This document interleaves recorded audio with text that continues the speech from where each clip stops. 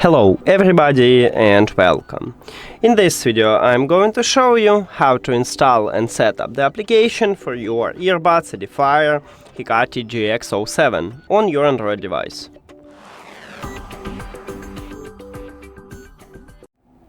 You have to start by open Play Store and then go to the search at the bottom. Then click at the search line at the top and write EDIFIER. Now search, and you should install the application called EDIFIER CONNECT, not EDIFIER CONNECT, just this one.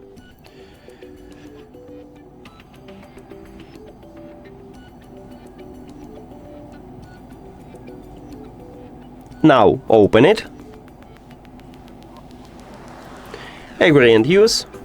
Right here you can enable pop-up permission, but I'm going to ignore it, I don't need it.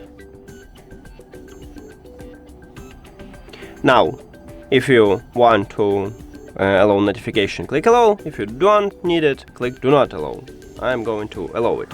Right here, click go to the settings and click allow.